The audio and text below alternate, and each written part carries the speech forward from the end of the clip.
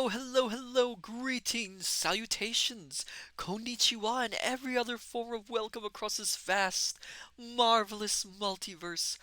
I am Matsu Quinox. This is Horace, and welcome once again, my dear scholars, to the study. I hope everyone is doing well today. Hello there, Private Maverick. Welcome. Welcome, Julian20. Welcome, Dr. Zadium, and welcome, Firefly 1824. Welcome, MJD. Welcome, A Nerdy Girl Can Dream. Welcome, welcome, welcome all. All come in, come in. It's wonderful to see you all. Um, it has been quite a day for me, I can tell you that. I'm a little bit. You might not be able to tell, but I was a little bit late in preparing things. Got a bit more busy in the study than I expected. Had a few odd visitors. Um, had to deal with quite a few dimensional glitches that we've been having for the past few days. We lost the cheese room. It ran away.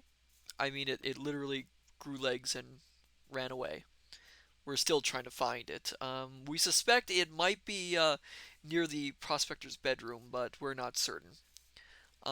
Yes, it's. I mean, dimensions can do very odd when it starts glitching out around here. So I am a little bit weary. I am a little bit worn out, but of course, I could not pass up the chance to be with all you wonderful scholars. So of course, here I am. And Horace is more than glad to be here as well. It's Horace who really helped remind me of everything we're doing tonight. So enough about me. How are all of you doing? Are you doing well? I hope you are. And if you're not, I hope this stream will bring a little bit joy into your life. Oh, yes. Oh my goodness, I forgot some things. Oh my goodness. Dr. Zadium, you're doing okay. That's good. That's good. Doing okay is fine. Or, as some might say, doing okay is okay. Yes, I'm glad to see you all. Um, Tonight we're actually going to be doing another reading. We are going to be starting a novel. A new one. Julian20 being fabulous as usual. Well, I'm glad to hear that you're fabulous. Someone has to be here. Tonight we are going to be starting a new novel. The last novel we did was The Mysterious Affair at Styles by Agatha Christie. And we are going to be sticking around in Great Britain once again with The Wind in the Willows by Kenneth Grahame. Oh, I'm sure some of you have heard of this story. How many of you scholars have heard The Wind in the Willows, or at least some of its adaptations? I mean, there have been quite a few. It's a very, very popular story. Julian20, me. Oh, Private Firefly, yes. Private America, I have. Dr. Zadium obviously has. Yes, yes. There's been all sorts of adaptations from from stop motion animation puppet shows to a very famous animated version done by Disney to, of all things, a live action version starring Monty Python's Terry Jones as Toad. I tried to watch that, and it's a little bit on the unusual side. Let's put it that way. Julian20, Ichabod and Mr. Toad. Yes, yes, that is the Disney version. That is the Disney version. Um, it but the but we are going to be reading the book version tonight, and I honestly have not read it. I'm excited. Well, I've checked it out to make sure it's safe, of course, for this channel, but I'm excited to read it all for you as well. So, my dear scholars, what say you? Shall we delve into the forest? That sounded just a little bit corny, didn't you? You don't think that was corny, do you, Horace? Really? You seriously think it? Oh no. Oh, Oh, I thought I did rather well. You're such a tease sometimes. Excuse me. Ah, Firefly has her own copy of it. Wonderful, wonderful, wonderful. Private Maverick ready to hear the story. Ooh, someone's eager. All right then. Well, let us draw back the curtains, my dear scholars. Sit back, have a nice, relaxing cup of hot beverage or cold, depending on your interest, and let us begin our reading of The Wind in the Willows. Excuse me again. The Wind in the Willows by Kenneth Grahame.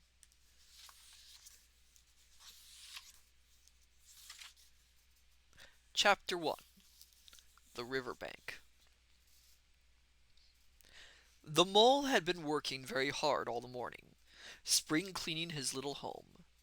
First with brooms, then with dusters, then on ladders and steps and chairs, with a brush and a pail of whitewash, till he had dust in his throat and eyes, and splashes of whitewash all over his black fur, and an aching back, and weary arms. Spring was moving in the air above, and in the earth below and around him, penetrating even his dark and lowly little house with its spirit of divine discontent and longing. It was little wonder, then, that he suddenly flung down his brush on the floor, said, "Bother!" and "Oh, blow!" and also, "Hang spring cleaning!" and bolted out of the house without even waiting to put on his coat. Something up above was calling him imperiously, and he made for the steep little tunnel which answered in his case to the gravelled carriage drive owned by animals whose residences are near to the sun and air. So he scraped and scratched and scrabbled and scrooged. Interesting use of the word there. And then he scrooged again, and scrabbled and scratched and scraped, working busily with his little paws, and muttering to himself, "Up we go, up we go," till at last, pop! His snout came out into the sunlight, and he found himself rolling in the warm grass of a great meadow. "This is fine," he said to himself. "This is better than whitewashing." The sunshine struck hot on his fur, soft breezes caressed his heated brow, and after the seclusion of the cellarage he had lived in so long, the carol of happy birds fell on his dulled hearing, almost like a shout. Jumping off all his four legs at once, in the joy of living and the delight of spring without its cleaning, he pursued his way across the meadow till he reached the hedge on the further side. "Hold up!" said an elderly rabbit at the gate. "Sixpence for the privilege of passing by the private road." He was bowled over in an instant by the impatient and cantankerous mole, who trotted along the side of the hedge, chaffing the other rabbits as they peeped hurriedly from their holes to see what the row was about. "Onion sauce! Onion sauce!" he remarked jeeringly, and was gone before they could think of a thoroughly satisfactory reply. Then they all started grumbling at each other. "How stupid you are! Why didn't you tell him? Why didn't you say? You might have reminded him," and so on, in the usual way. But of course it was then much too late, as is always the case. It all seemed too good to be true. Hither and thither through the meadows he rambled busily, along the hedgerows, across the copses, finding everywhere birds building, flowers budding, leaves thrusting, everything happy and progressive and occupied. And instead of having an uneasy conscience pricking him and whispering "whitewash," he somehow could only feel how jolly it was to be the only idle dog among all these busy citizens. After all, the best part of a holiday is perhaps not so much to be resting yourself as to see all the other fellows busy working.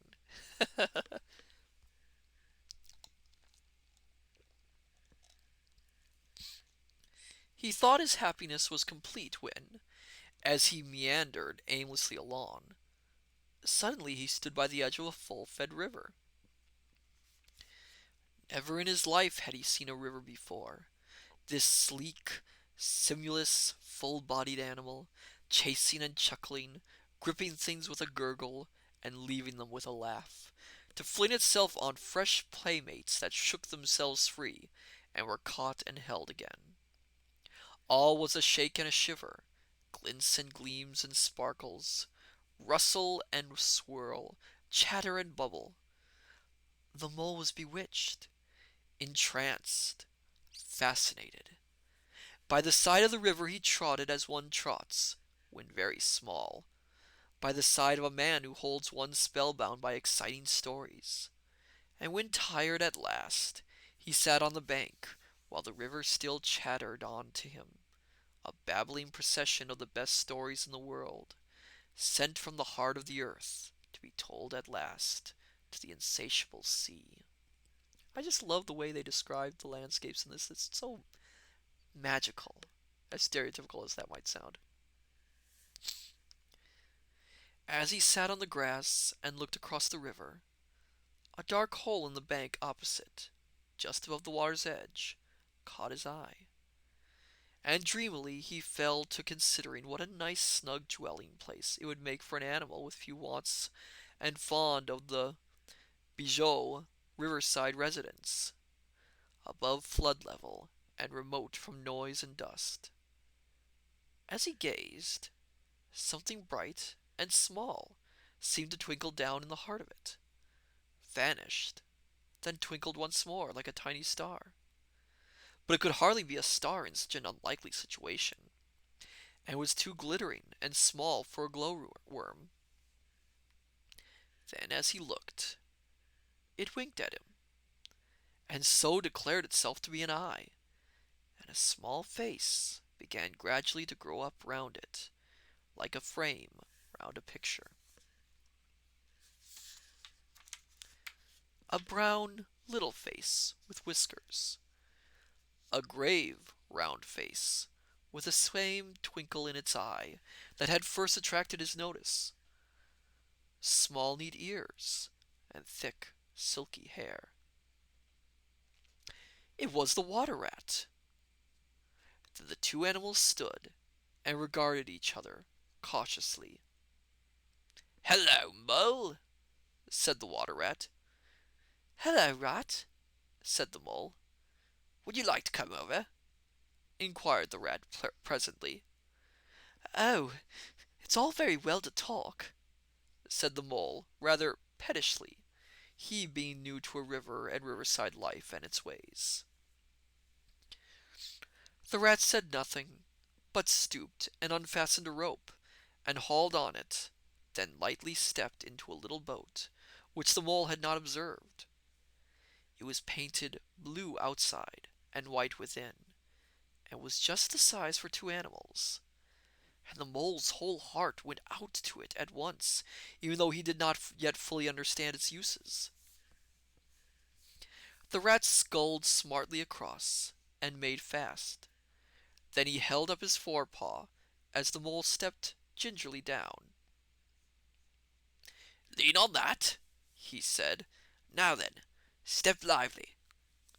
And the mole, to his surprise and rapture, found himself actually seated in the stern of a real boat.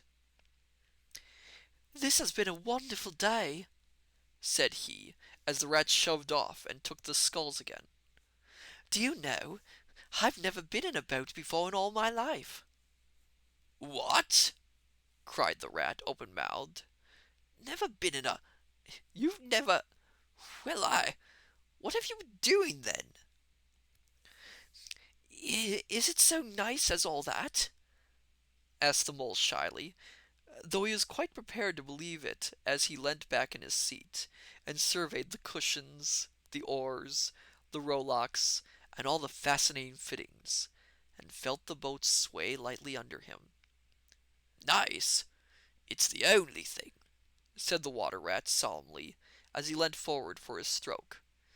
"Believe me, my young friend, there is nothing, absolutely nothing, half so much worth doing as simply messing about in boats. Simply messing," he went on dreamily. "Messing about in boats. Messing." I rather agree with Rat. A good boat ride is quite enjoyable. Look ahead, Rat! cried the mole suddenly. It was too late. The boat struck the bank full tilt. The dreamer, the joyous oarsman, lay on his back in the bottom of the boat, his heels in the air. About in boats. Or with boats, the rat went on, composedly, picking himself up with a pleasant laugh. In or out of 'em, it doesn't matter. Nothing seems really to matter. That's the charm of it. Whether you get away or whether you don't, whether you arrive at your destination, or whether you reach somewhere else, or whether you never get anywhere at all, you're always busy, and you never do anything in particular. And when you've done it, there's always something else to do, and you can do it if you like. But you'd much better not. Look here, if you're really nothing else on hand this morning, supposing we drop down the river together and have a long day of it. Oh, hello there, Sophia Ignose. I hope I'm pronouncing that right. Welcome, welcome, welcome. I am here for the Willows, but not the wind. I think unfortunately it's a package deal. Oh, I am honored you could be here. I am very much touched. I would give you a shout out, but I have yet to practice the shout out function on Twitch, unfortunately.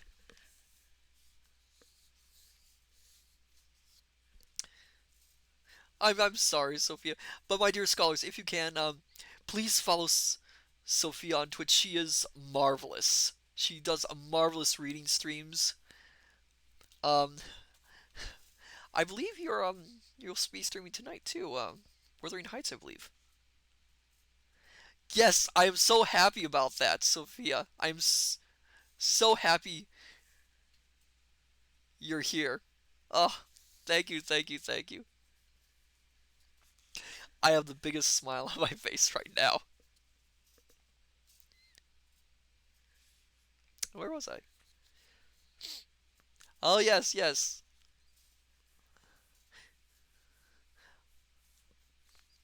I'm sure it'll be amazing.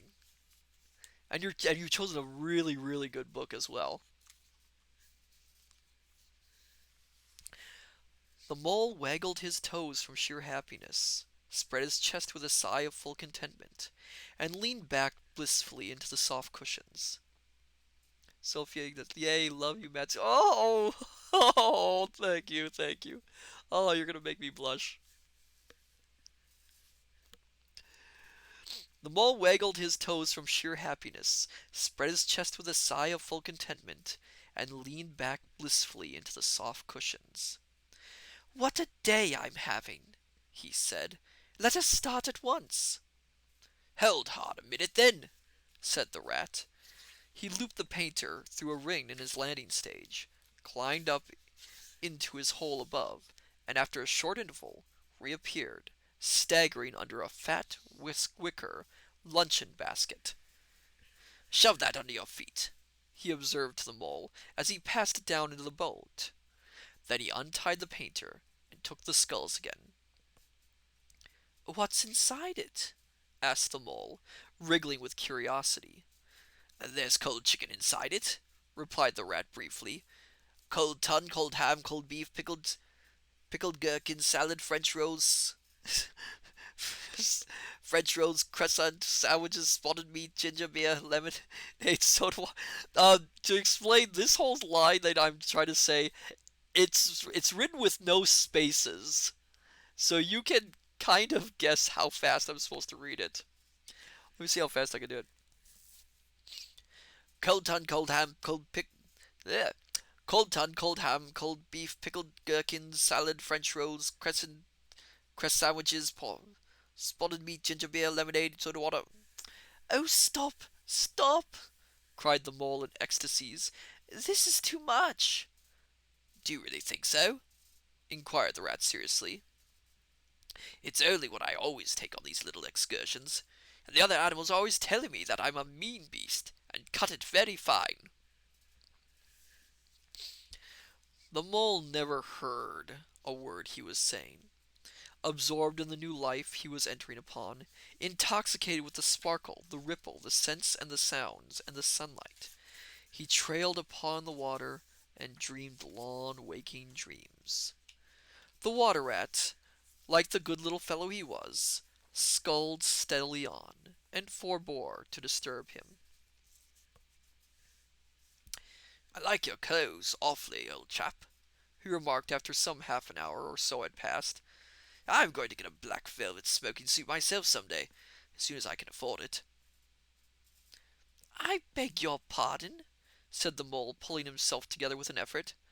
"You must think me very rude, but all this is so new to me. So this is a river?" "The river," corrected the rat. Private Maverick wholly run on sentences, Batman. Yes, it's quite a long sentence. "And you really live by the river? What a jolly life!" "By it, and with it, and on it, and in it," said the rat. "It's brother and sister to me, and aunts and company, and food and drink, and naturally washing. It's my world, and I don't want any other. What it hasn't got is not worth having, and what it doesn't know is not worth knowing. Lord, the times we've had together, whether in winter or summer, spring or autumn, it's always got its fun and its excitements. When the floods are on in February, and my cellars and basement are brimming with drink, there's no good to me. That's no good to me. And the brown water runs by my best bedroom window, or again when it all drops away, and shows patches of mud that smells like plum cake, and the rushes and weed clog the channels, and I can potter about dry shod over most of the bed of it, and find fresh food to eat, and things careless people have dropped out of boats." "But isn't it a bit dull at times?" the mole ventured to ask. "Just you and the river, and no one else to pass a word with?" "No one else to... Well, I mustn't be hard on you," said the rat with forbearance. "You're new to it, and of course you don't know. The bank is so crowded nowadays that many people are moving away altogether." "Oh, no, it isn't what it used to be, at all. Otters, kingfishers, dabchicks, moorhens, all of them about all day long and always wanting you to do something, as if a fellow had no business of his own to attend to." "What lies over there?" asked the mole, waving a paw towards a background of woodland that darkly framed the water meadows on one side of the river. "That? Oh, that's just the wild wood," said the rat shortly. "We don't go there very much, we river bankers." "Aren't they aren't they very nice people in there?" said the mole a trifle nervously. "Well," replied the rat, "let me see. The squirrels are all right, and the rabbits, some of them, but rabbits are a mixed lot. And then there's Badger, of course. He lives right in the heart of it. Wouldn't live anywhere else, either, if you paid him to do it. Dear old Badger. Nobody interferes with him. They'd better not," he added significantly. "Why, who should interfere with him?" asked the mole.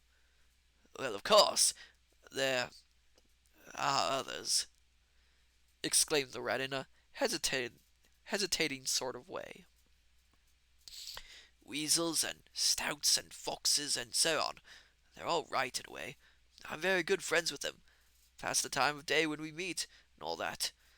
But they break out sometimes, there's no denying it, and then, well, you can't really trust them, and that's the fact." It's hard to switch these voices, pardon me. The mole knew well that it is quite against animal etiquette to dwell on possible trouble ahead, or even to allude to it, so he dropped the subject.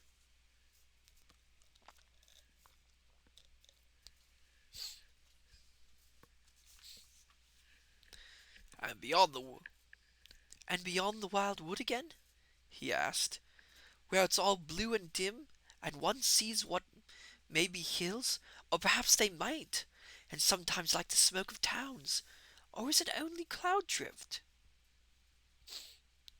"Beyond the wild wood comes the wide world," said the rat, "and that's something that doesn't matter either to you or to me. I've never been there, and I'm never going. Nor you either, if you've got any sense at all. Don't ever refer to it again, please. Now then, here's our backwater at last, where we're going to lunch. Leaving the main stream, they now passed into what seemed at first sight like a little landlocked lake. Green turf sloped down to either edge. Brown snaky tree roots gleamed below the surface of the quiet water, while ahead of them the silvery shoulder and foamy tumble of a weir, arm in arm with a restless dripping mill wheel, that held up in its turn a grey gabled mill house, filled the air with a soothing murmur of sound, dull and smotherly, yet with little clear voices speaking up cheerfully out of it at intervals. It was so very beautiful that the mole could only hold up both forepaws and gasp, "Oh my! Oh my! Oh my!" The rat brought the boat alongside the bank, made her fast, and helped the still awkward mole safely ashore, and swung out the luncheon basket. The mole begged as a favor to be allowed to unpack it all by himself, and the rat was very pleased to indulge him, and to sprawl at full length on the grass and rest, while his excited friends shook out the tablecloth and spread it, took out all the mysterious packets one by one, and arranged their contents in due order, still gasping, "Oh my! Oh my!" at each fresh revelation. When all was ready, the rat said, "Now, pitch it, old fellow! Pitch in, old fellow!" And the mole was indeed very glad to obey, for he had started his spring clean at a very early hour that morning, as people will do, and had not paused for bite or sup, and he had been through a very great deal since that distant time which now seemed so many days ago. "What are you looking at? What are you looking at?" said the rat presently, when the edge of their hunger was somewhat dulled, and the mole's eyes were able to wander off the tablecloth a little. "I am looking," said the mole, "at a streak of bubbles that I see travelling along the surface of the water. That is a thing that strikes me as funny." "Bubbles? Oh!" said the rat, and chirruped cheerily in an inviting sort of way. A broad, glistening muzzle showed itself above the edge of the bank, and the otter hauled himself out and shook the water from his coat. "Greeting, beggars!"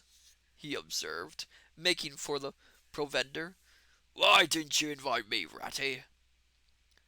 "This was an impromptu affair," exclaimed the rat. "By the way, my friend, Mr. Mole." "Proud, I'm sure," said the otter, and the two animals were friends forthwith. "Such a rumpus everywhere," continued the otter. "All the world seems out on the river today. I came up this backwater to try and get a moment's peace, and then stumble upon you fellows.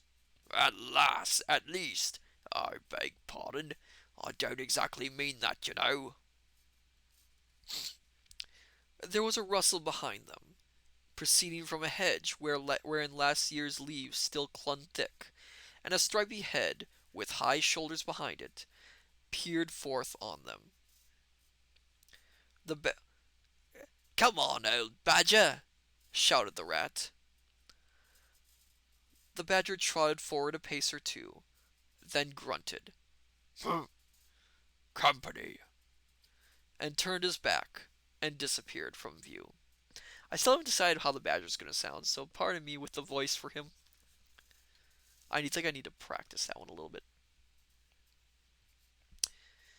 "That's just the sort of fellow he is," observed the disappointed rat. "Simply hates society. Now we shan't see any more of him today. Well, tell us, who's out on the river?" "Toad's out for one," replied the otter, "in his brand new wager boat. New togs, new everything." Sophia, how was I not following you? What the That's a good question. Oh, thank you for the follow, Sophia. Thank you, thank you, thank you. It means so much, and welcome to the study. I'm so happy to have you.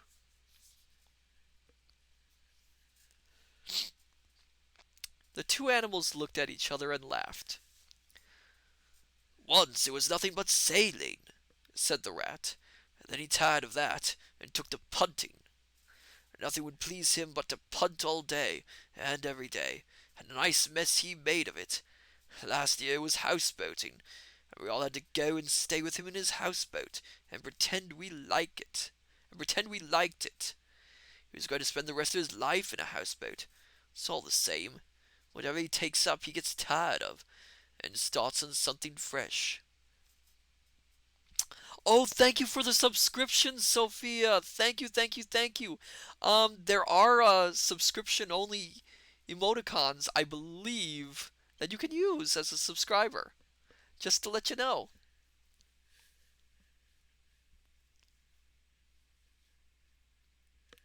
Again, I have the biggest smile on my face tonight.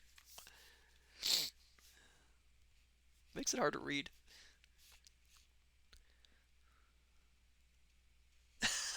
Yes, indeed. Oh, thank you for the hydrate. I'm going to need it.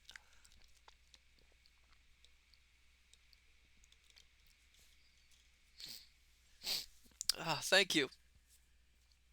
Where was I? Such a good fellow, too, remarked the otter reflectively, but no stability, especially in a boat. From where they sat, they could get a glimpse of the main stream across the island that separated them. Just then, a wager boat flashed into view. The rower, a short, stout figure, splashing badly and rolling a great deal, but working his hardest. The rat stood up and hailed him, but Toad, for it was he, shook his head and settled sternly to his work. He'll be out of the boat in a minute if he rows like that, said the rat, sitting down again. Of course he will, chuckled the otter. Did I ever tell you that good story about Toad and the lockkeeper? It happened this way. Toad. An errant mayfly swerved unsteadily athwart the current in the intoxicated fashion affected by young bloods of mayflies seen life. A swirl of water and a cloop, and the mayfly was visible no more. Neither was the otter.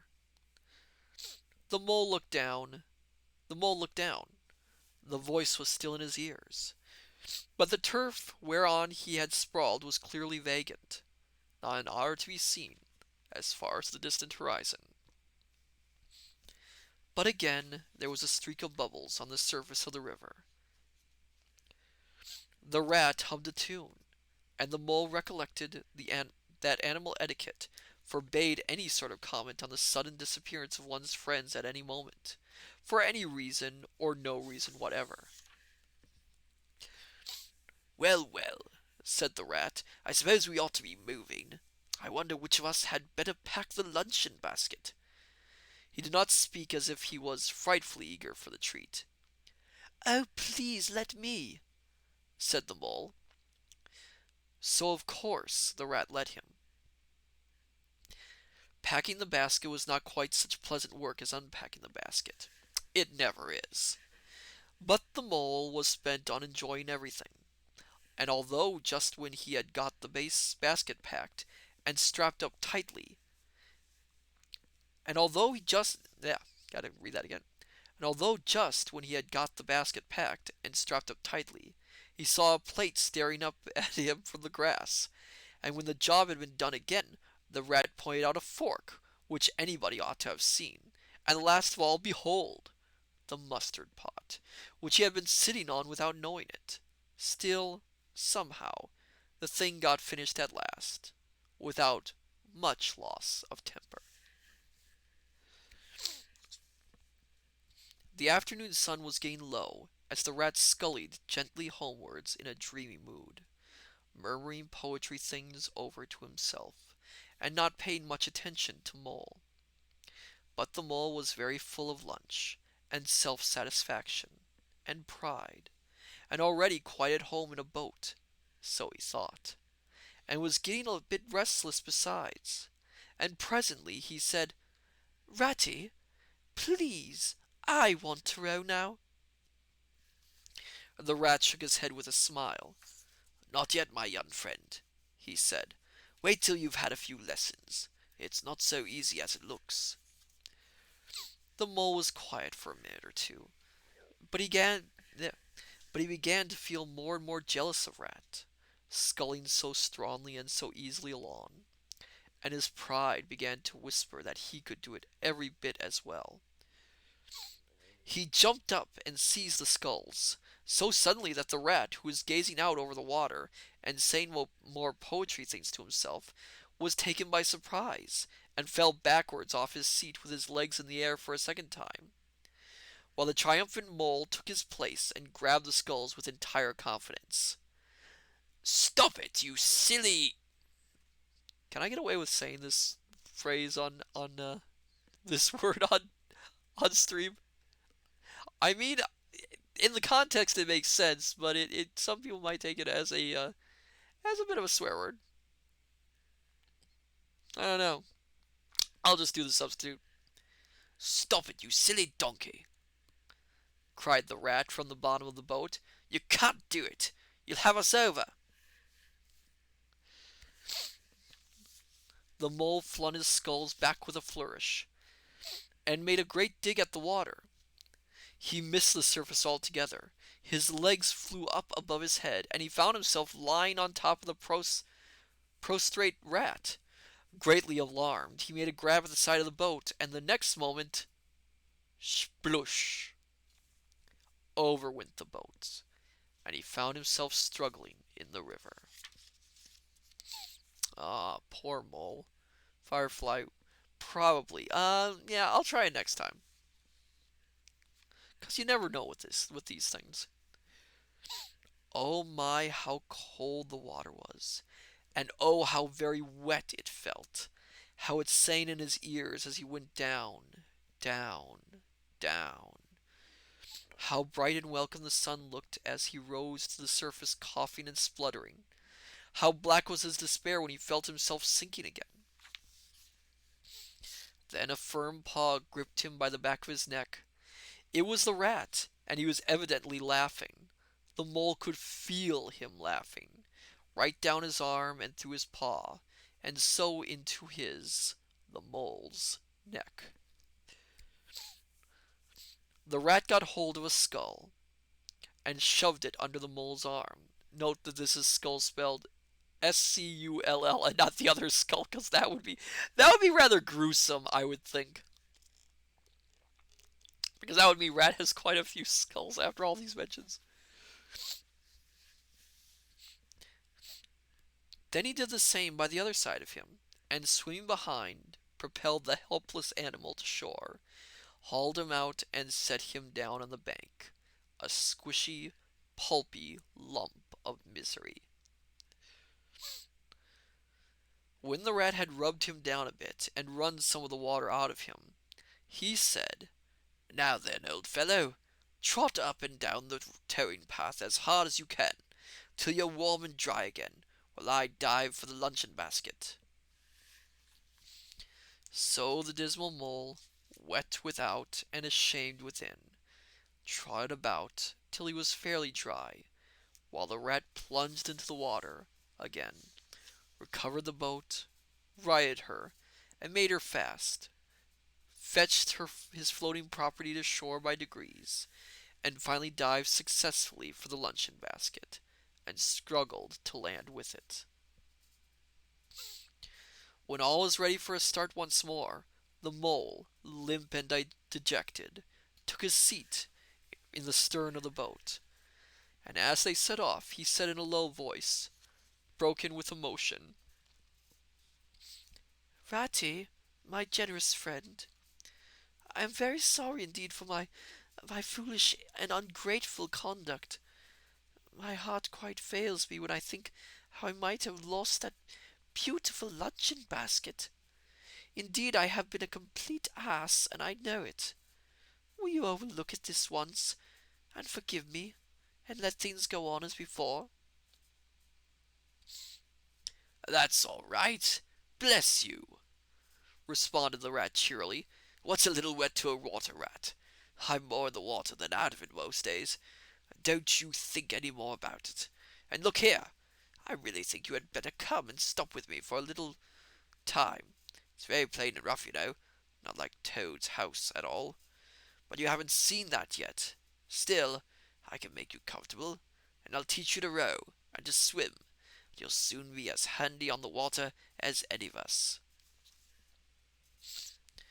The mole was so touched by his kind manner of speaking that he could find no voice to answer him, and he had to brush away a tear or two with the back of his paw. But the rat kindly looked in another direction, and presently the mole's spirits revived again, and he was even able to give some straight back talk to a couple of moorhens who were sniggering to each other about his bedra- sorry, bedraggled appearance. Hmm. When they got home, the rat made a bright fire in the parlor, and planted the mole in an armchair in front of it, having fetched down a dressing gown and slippers for him, and told him river stories till supper time. Very thrilling stories there were, too, to an earth-dwelling animal like Mole. Stories about weirs, and sudden floods, and leaping pike, and streamers and steamers that flung hard bottles. At least bottles were certainly flung, and from steamers, so presumably by them, and about herons, and how particular they were whom they spoke to, and about adventures down drains, and night fishings with otter, or excursions far afield with badger. Supper was a most cheerful meal, but very shortly afterwards a terribly sleepy mole had to be escorted upstairs by his considerate host to the best bedroom, where he soon laid his head on his pillow in great peace and contentment, knowing that his new-found friend the river was lapping the sill of his window. The day was only the first of many similar ones for the emancipated mole, each of them longer and full of interest as the ripening summer moved onward. He learnt to swim and to row, and entered into the joy of running water, and with his ear to the reed stems he caught, at intervals, something of what the wind went whispering so constantly among them. Firefly, does dinner magically appear? I want to know. I don't know. I don't know. We haven't gotten later in the novel, but I do know there is a touch of magic in the story, but not what you'd expect.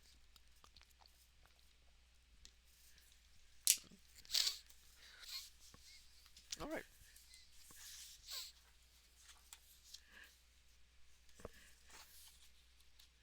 Let me just check a few things before I continue.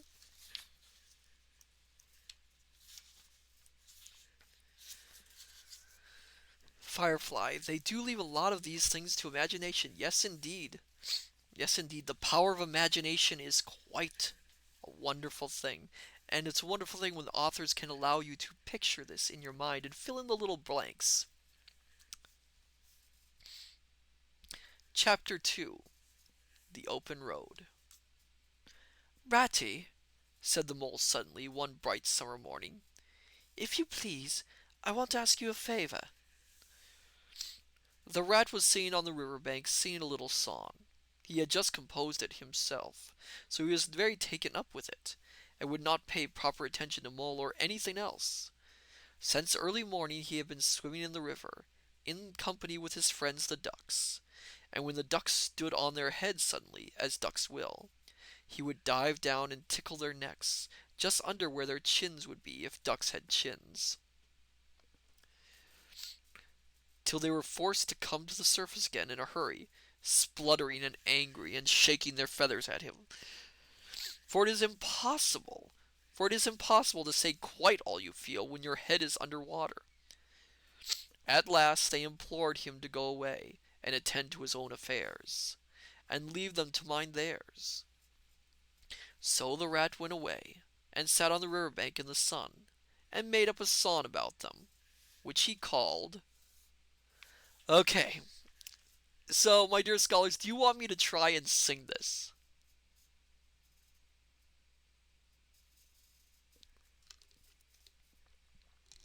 I can try and make up a tune for this. Or do you want me to just read it? What say you, my dear scholars?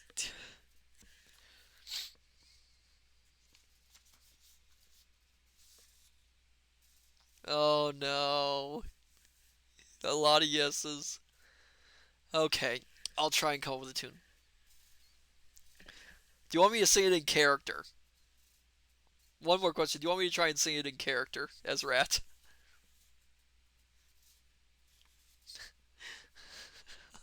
This is gonna be awful. Oh no, the Firefly. Don't ask if you don't want to. Oh no. Okay. Let me get some. Let me get plenty of water in my. So apparently the name of the song is Duck's Ditty. Okay. Straighten up. Oh. Here we go. All along the bankwater, through the rushes tall, ducks are dabbling, up tails all. Duck tails, drake tails, yellow feet a quiver, yellow bills all out of sight, busy in the river. Slushy green undergrowth, where the roaches swim, here we keep our larder, cool and full and dim. Everyone for what he likes, we like to be, heads down, tails up, dabbling free. High in the blue above, sweep, swirl, and call, we are down a dabbling, up tails all. I think I went off tune that last bit. I don't know that I think so very much of that little song rat, observed the mole cautiously. He was no poet himself, and didn't care who knew it, and he had a candid nature. Marvelous. Nice, thanks. Nor do the ducks neither, replied the rat cheerfully. They say, why can't you fellows be allowed to do what they like, when they like, and as they like, instead of other fellows sitting on banks and watching them all the time and making remarks and poetry and things about them? What nonsense is all that? What nonsense it all is. That's what the ducks say. So it is, so it is, said the mole with great heartiness. No, it isn't, cried the rat indignantly. Well then, it isn't. It isn't, replied the mole soothingly. But what I wanted to ask you was, won't you take me to call on Mr. Toad? I've heard so much about him, and I do so want to make his acquaintance. Why, certainly, said the good-natured rat, jumping to his feet and dismissing poetry from his mind for the day. Get the boat out, and we'll paddle up there at once. It's never the wrong time to call on Toad. Early or late, he's always the same fellow. Always good-tempered, always glad to see you, always sorry when you go. He must be a very nice animal, observed the mole as he got into the boat and took the sculls, while the rat settled himself comfortably in the stern. He is indeed the best of animals, replied Rat, so simple, so good-natured, and so affectionate. Perhaps he's not very clever, we can't all be geniuses, but it may be that he is both boastful and conceited. And it may be that he is both boastful and conceited, but he has got some great qualities, has Toady. Rounding a bend in the river, they came in sight of a handsome, dignified old house of mellowed red brick, with well-kept lawns reaching down to the water's edge. There's Toad Hall, said the rat, and that creek on the left, where the notice board says "Private, no landing allowed," leads to his boathouse, where we'll leave the boat. The stables are over there to the right, and there's the banqueting hall you're looking at now, very old that is. Toad is rather rich, you know, and this is really one of the nicest houses in these parts, though we never admit as much to Toad.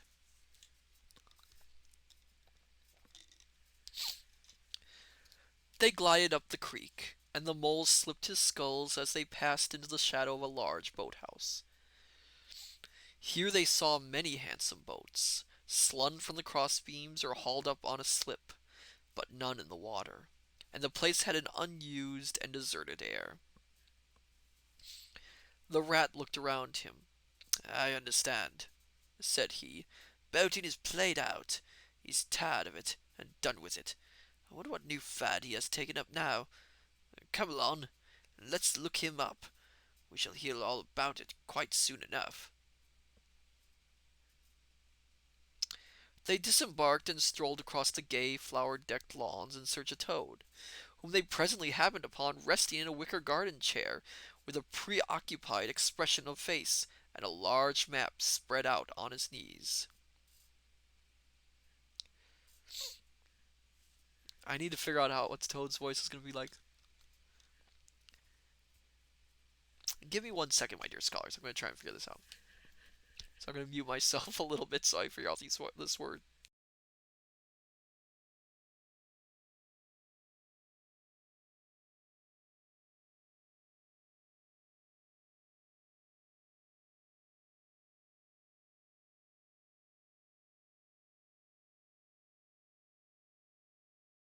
Okay. Okay, I think I figured it out. Hurrah! He cried, jumping up on seeing them. This is splendid! He shook the paws of both of them warmly, never waiting for an introduction to the mole. How kind of you! He went on, dancing round them. I was just going to send a boat down the river for you, Ratty, with strict orders that you were to be fetched up here at once, whatever you were doing. I want you badly, both of you. Now what will you take? Come inside and have something. You don't know how lucky it is you're turning up just now. Just sit quiet a bit, Toady, said the rat, throwing himself into an easy chair, while the mole took another by the side of him and made some civil remarks about Toad's delightful residence. Finest house on the whole river, cried Toad boisterously, or anywhere else for that matter. He could not help adding. Here the rat nudged the mole. Unfortunately, the toad saw him do it and turned very red. There was a moment's painful silence. Then Toad burst out laughing. All right, Ratty, he said. It's only my way, you know. It's not a very bad house, is it? You know you rather like it yourself. Now look here, let's be sensible. You're the very animals I wanted. You've got to help me. It's most important. It's about your rowing, I suppose, said the rat with an innocent air. You're getting on fairly well, though you splash a good bit still. With a great deal of patience and any quality of coaching, you may— Bah! Pooh! Boating! Interrupted the toad in great disgust. Such boyish amusement! I've given that up long ago. Sheer waste of time, that's what it is. Makes me downright sorry to see you fellows, who ought to know better, spending all your energies in that aimless manner. No, I've discovered the real thing, the only genuine occupation for a lifetime. I propose to devote the remainder of mine to it, and can only regret the wasted years that lie behind me, squandered in trivialities. Come with me, dear Ratty, and your amiable friend also, if he will be so very good, just as far as the stable yard, and you shall see what you shall see.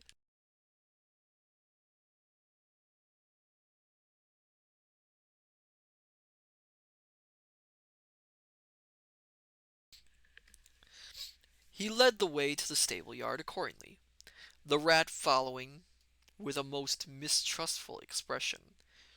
And there, drawn out of the coach-house into the open, they saw a gypsy caravan, shiny with newness, painted a canary yellow, picked out with green and red wheels. There you are, cried the toad, straddling and expanding himself. There's real life for you. embodied in that little cart.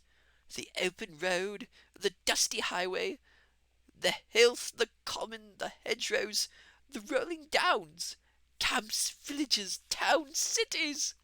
Here today, up and off to somewhere else tomorrow.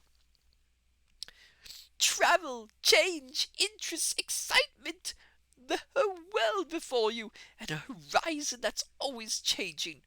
And mind, this is the very finest cart of its sort that was ever built, without any without any exception. Come inside and look at the arrangements. Planned them all myself, I did. The mole was tremendously interested and excited, and followed him eagerly up the steps and into the interior of the caravan. The rat only snorted and thrust his hands deep into his pockets, remaining where he was. It was indeed very compact and comfortable. Little sleeping bunks, a little table that folded up against the wall, a cooking stove, lockers, bookshelves, a bird cage with a bird in it, and pots, pans, jugs, and kettles of every size and variety. All complete, said the toad triumphantly, pulling open a locker. You see, biscuits, potted lobster, sardines, everything you could possibly want. Soda water here, baccy there, letter paper, bacon, jam, cards, and dominoes. You'll find, he continued as they descended the steps ahead, you'll find that nothing whatever has been forgotten. Yeah, yeah. You'll find that nothing whatever has been forgotten when we make our start this afternoon. I beg your pardon, said the rat slowly as he chewed a straw, but I did overhear you say something about we and start and this afternoon. Now, you dear good old ratty, said Toad imploringly, don't begin talking in that stiff and sniffy sort of way, because you know you've got to come. I can't possibly manage without you, so please consider it settled, and don't argue. It's the one thing I can't stand. You surely don't mean to stick to your dull, fusty old river all your life, and just live in a hole in a bank. And boat? I want to show you the world. I'm going to make it yeah. Oh my goodness, hard to do this. I want to show you the world. I'm going to make an animal of you, my boy. I don't care, said the rat doggedly. I'm not coming, and that's flat. And I'm going to stick to my old river, and live in a hole, and boat, as I've always done. And what's more, Mole's going to stick by me, and do as I do. Aren't you, Mole? Of course I am, said the mole loyally. I'll always stick to you, rat. And what you say is to be, has got to be. All the same, it sounds as if it might have been, well, rather fun, you know, he added, wistfully. Poor mole. The life adventurous was so new a thing to him, and so thrilling, and this fresh aspect of it was so tempting, and he had fallen in love at first sight with the canary-colored cart, and all its little fitments. The rat saw what was passing in his mind and wavered. He hated disappointing people, and he was fond of the mole, and would do almost anything to oblige him. Toad was watching both of them closely. Come along in, and have some lunch, he said diplomatically, and we'll talk it over. We needn't decide anything in a hurry. Of course, I don't really care. I only want to give pleasure to you fellows. Live for others. That's my motto in life. During luncheon, which was excellent of course, as everything at Toad Hall always was, the toad simply let himself go. Disregarding the rat, he proceeded to play upon the inexperienced mole as on a harp. Naturally a voluble animal, and always mastered by his imagination, he painted the prospects of the trip and the joys of the open life and the roadside in such glowing colors that the mole could hardly sit in his chair for excitement. Somehow, it soon seemed taken for granted by all three of them that the trip was a settled thing, and the rat, though still unconvinced in his mind, allowed his good nature to override his personal objections. He could not bear to disappoint his two friends, who were already deep in schemes and anticipations, planning out each day's separate occupation for several weeks ahead. When they were quite ready, the now triumphant Toad led his companions to the padlock, and set them to capture the old gray horse, who, without having been consulted, and to his own extreme annoyance, had been towed all yeah, excuse me, had been told off by Toad for the dustiest job in this dusty expedition. He frankly preferred the paddock, and took a deal of catching. Meanwhile, Toad packed the lockers still tighter with necessities, and hung nose bags, nets of onions, bundles of hay, and baskets from the bottom of the cart. At last the horse was caught and harnessed, and they set off, all talking at once, each animal either trudging by the side of the cart or sitting on the shaft, as the humor took him. It was a golden afternoon. The smell of dust they kicked up was rich and satisfying.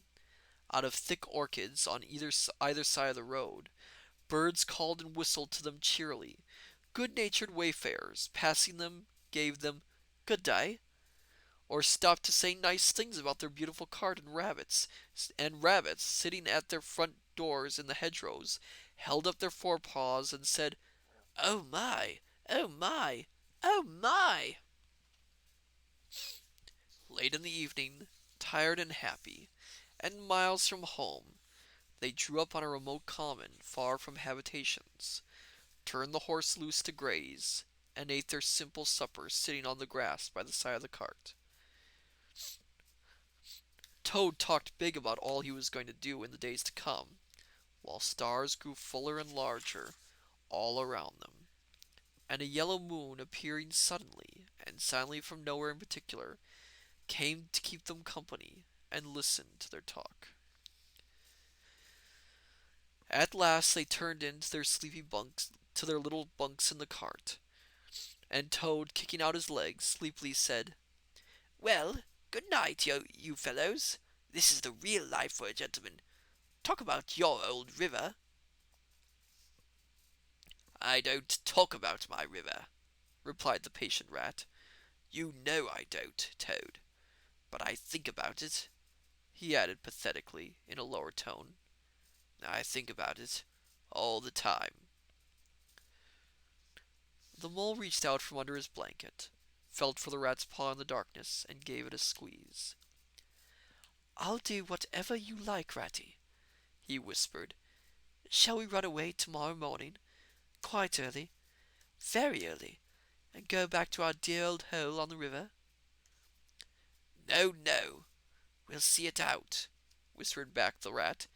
Thanks awfully, but I ought to stick back there. But I ought to stick by Toad till this trip is ended. It wouldn't be safe for him to be left to himself. It won't take very long. His fads never do. Good night. The end was indeed nearer than even the The end was even you can tell weariness is taking me over a little bit. The end was indeed nearer than even the rat suspected. After so much open air and excitement, the toad slept very soundly, and no amount of shaking could rouse him out of bed next morning. So the mole and the rat, so the mole and rat turned to quietly and manfully, and while the rat saw to the horse and lit a fire and cleaned last night's cups and platters and got things ready for breakfast, the mole trudged off to the nearest village, a long way off, for milks and eggs and various necessities the toad had, of course, forgotten to provide.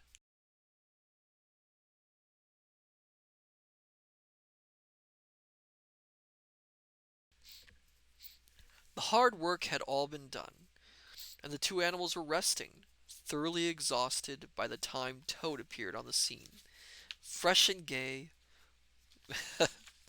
remarking, remarking what a pleasant, easy life it was that they were all leading now, after the cares and worries and fatigues of housekeeping at home. Oh dear. They had a pleasant ramble that day over grassy downs and along narrows by lanes, and camped as before on a common. Only this time the two guests took care that Toad should do his fair share of work. In consequence, when the time came for starting next morning, Toad was by no means so rapturous about the simplicity of the primitive life, and indeed attempted to resume his place in his bunk, whence he was hauled by force. Their way lay, as before, across country by narrow lanes, and it was not till the afternoon that they came out on the high road, their first high road, and there disaster, fleet and unforeseen, sprang out on them. Disaster momentous indeed to their expedition, but simply overwhelming in its effect on the after career of Toad. They were strolling along the high road easily, the mole by the horse's head talking to him, since the horse had complained that he was being frightfully left out of it, and nobody considered him in the least. The Toad and the Water Rat walking behind the cart talking together. At least Toad was talking, and Rat was saying at intervals, "Yes, precisely. And what did you say to him?" and thinking all the time of something very different, when far behind them they heard a faint warning hum, like the drone of a distant bee. Glancing back, they saw a small cloud of dust, with a dark center of energy, advancing on them at incredible speed, which from out the dust the faint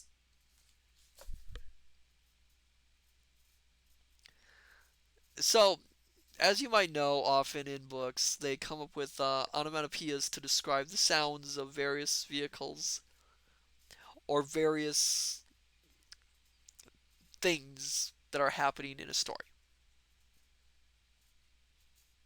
Many sound effects, are they make sense. Kenneth Grahame chose an interesting sound effect for this. Firefly, say it. Okay, I will say it. I will try and say it. Don't laugh, please. I'll go back a little bit. Glancing back, they saw a small cloud of dust, with a dark center of energy, advancing on them at incredible speed, while from out of the dust a faint poop poop wailed like an uneasy animal in pain. Too late for that, yes, it's too late. I mean, of all the sounds you could choose for this machine, the sound they choose is poop poop. Yes, get it out of your system. No, no, no, no. I don't mean it like that. I don't mean it like that. Yes, try and laugh. Okay, that's what I mean. Laugh. If you got it. Snark, yes indeed. Dr. Zanium, yes indeed.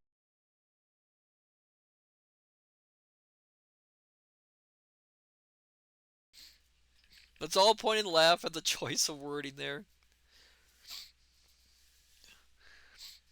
Wailed like an uneasy animal in pain, and that line just makes it worse.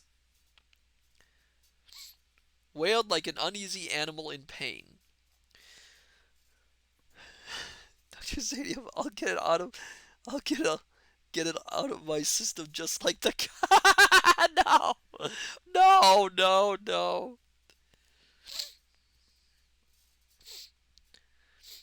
Hardly regarding it, they turned to resume their conversation, when in an instant, as it seemed, the peaceful scene was changed, and with a blast of wind and a whirl of sound that made them jump for the nearest ditch, it was on them.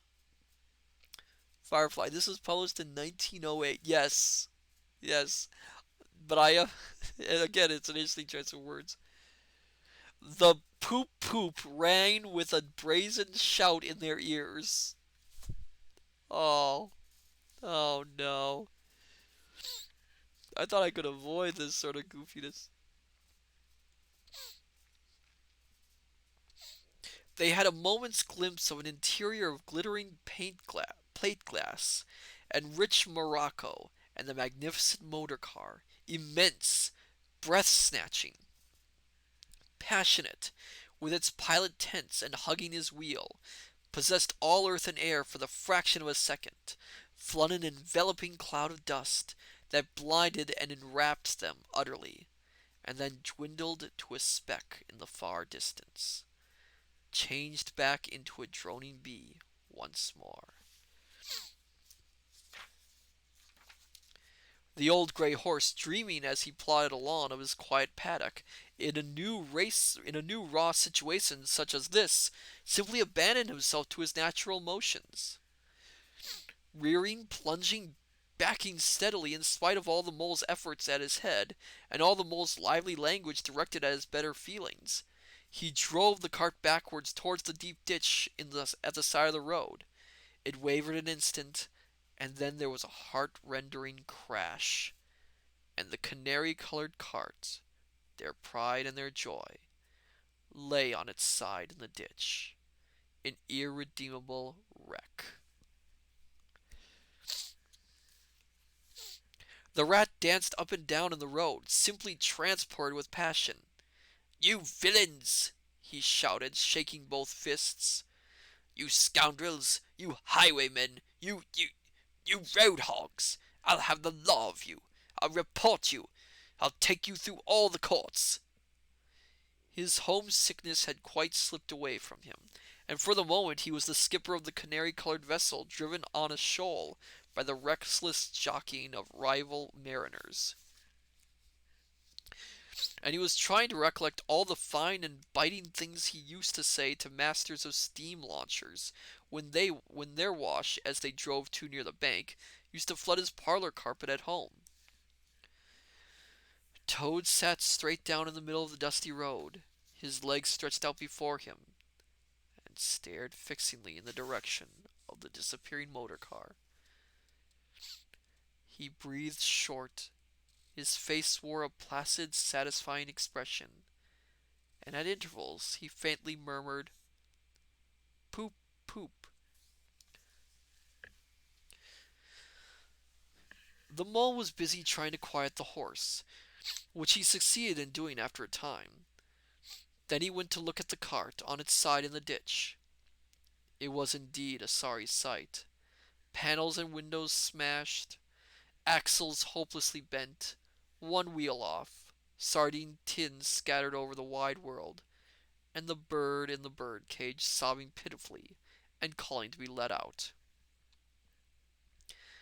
The rat came to help him, but their united efforts were not sufficient to right the cart. "Hi, Toad!" they cried.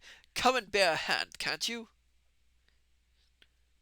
The toad never answered a word, or budged from his seat in the road, so they went to see what was the matter with him.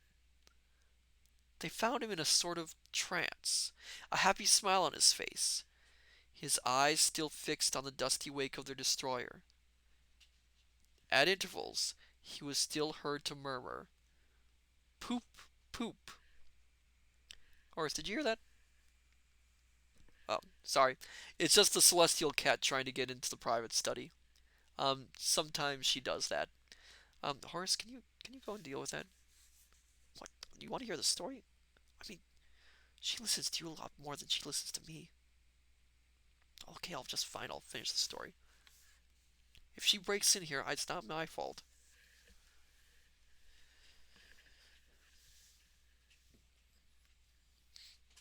Oh, whoa, whoa, whoa, whoa. Sorry about that. Pardon me, my dear scholars. Looks like we got a visitor here. Looks like the celestial cat's come to visit. Oh, hello there. Hello. For those who don't know what the celestial cat is, well, I'm not sure where she came from. She just showed up in the study one time, and once in a while she comes and visits. Most of the time she wanders the shelvings and the books. She's quite gentle. Hello there. Hello.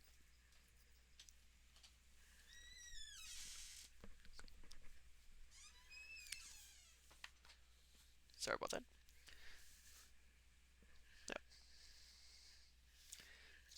Yeah. No, she'll. Oh, oh, she went in. She went and hid under the desk, so we won't be seeing her for a bit now. All right. So where was I in the story? Oh yes, poop poop. The rat shook him by the shoulder. Are you coming to help us, Toad? He demanded sternly. Glorious, stirring sight, murmured Toad, never offering to move. The poetry of motion, the real way to travel, the only way to travel. Here today, next week tomorrow. Villages skipped, towns and cities jumped. Always somebody else's horizon. Oh bliss! Oh poop poop! Oh my! Oh my! Oh, stop being an ass, Toad! Cried the mole despairingly. And to think I never knew! Went on the Toad in a dreamy monotone. All those wasted years that lie behind me, I never knew, never even dreamt.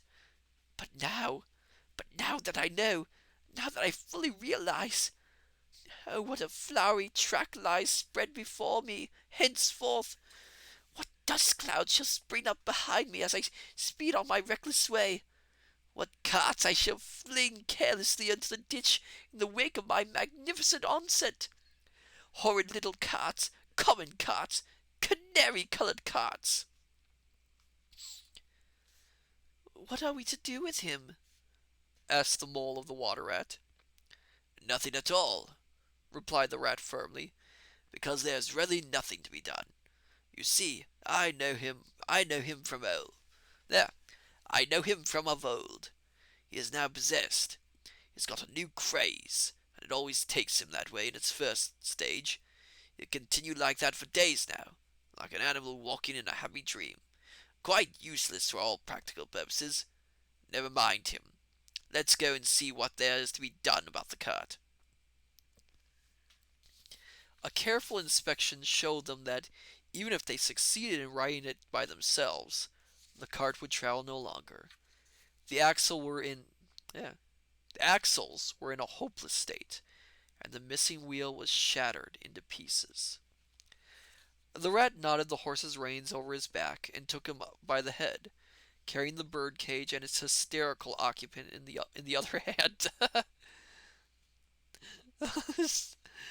He's carried Toad.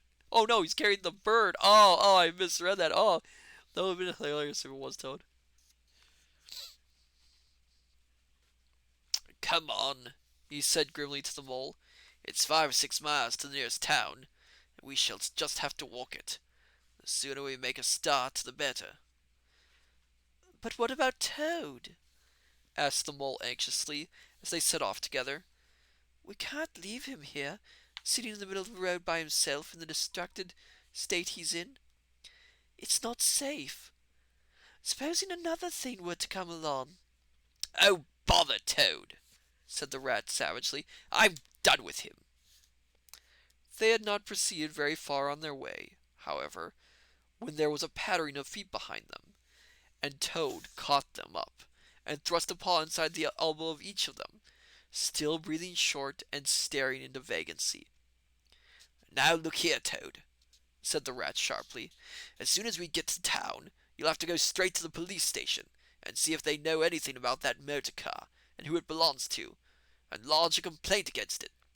And then you'll have to go to a blacksmith's or a wheelwright's and arrange for the car to be fetched and mended and put to rights. It'll take time, but it's not quite a hopeless smash. Meanwhile, the mole and I will go to an inn and find comfortable rooms where we can stay till the cart's ready, and until your nerves have recovered their shock. Police station? Complaint? Murmured Toad dreamily. Me complain of that beautiful, that heavenly vision that has been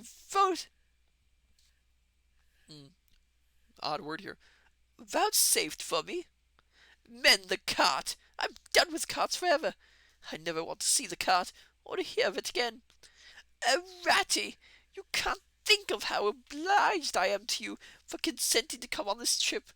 I would have gone without you, and then I might never have seen that. That swan, that sunbeam, that thunderbolt.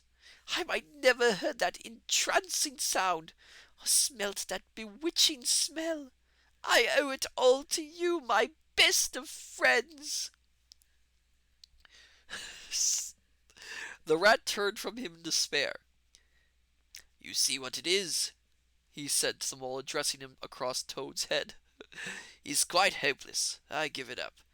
When we get to the town, we'll go to the railway station, and with luck we may pick up a train there that'll get us back to Riverbank tonight. And if ever you catch me going a pleasuring with this provoking animal again. He snorted, and during the rest of that weary trudge addressed his remarks exclusively to Mole.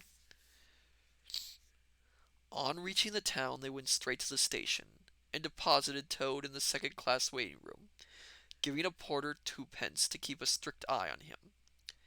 They then left the horse at an inn stable, and gave what directions they could about the cart and its contents.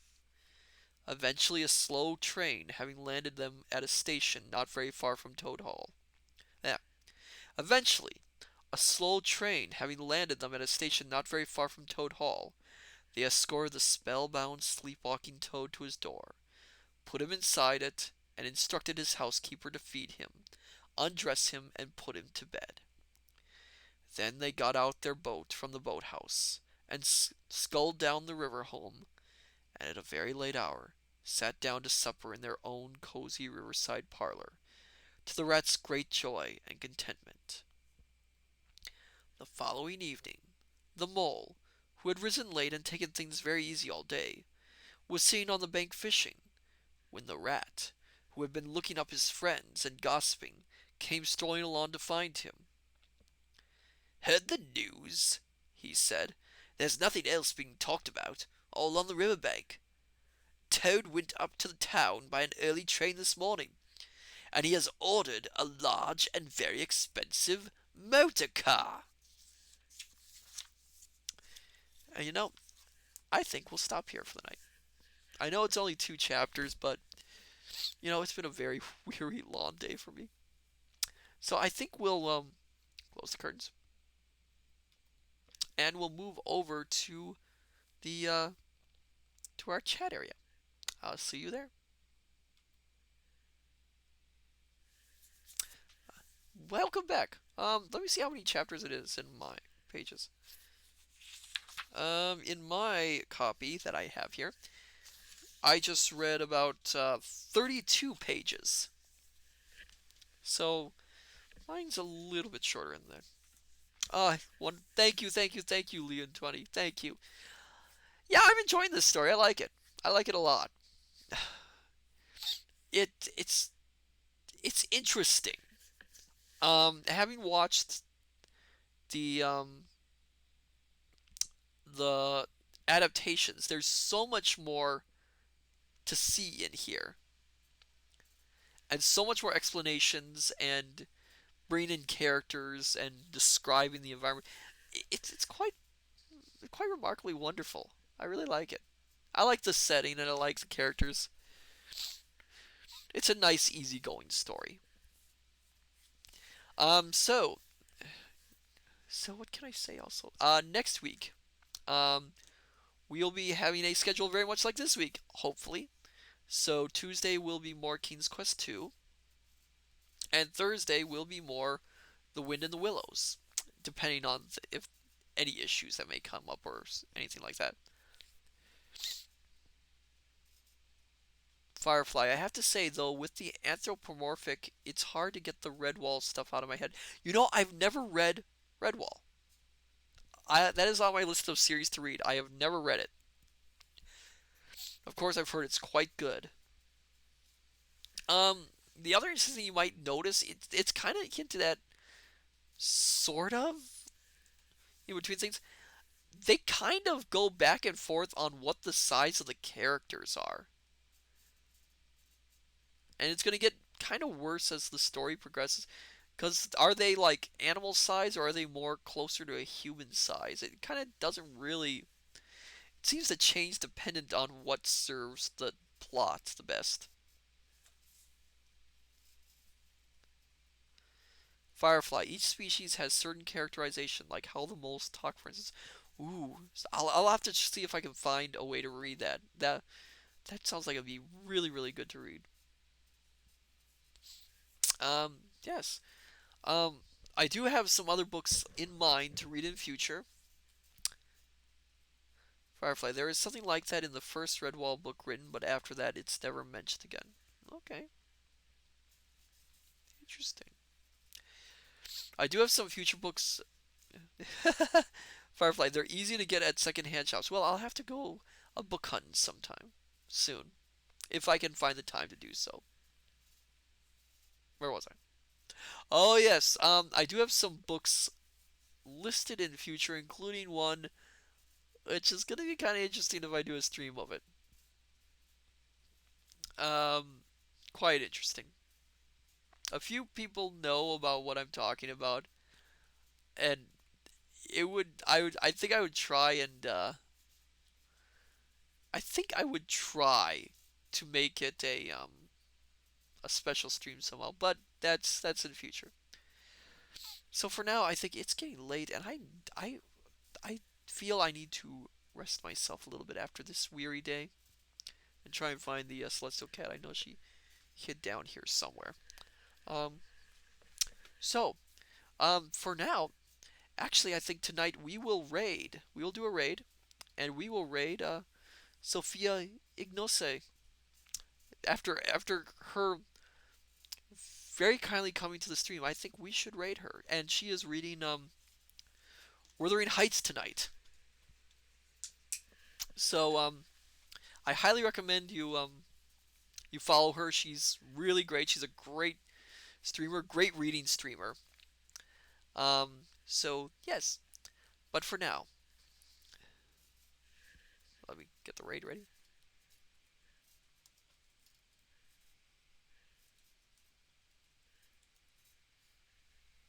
Good, that spelled right.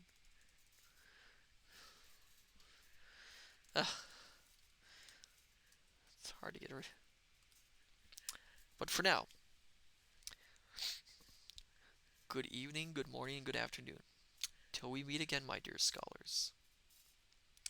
Take care, farewell, and goodbye.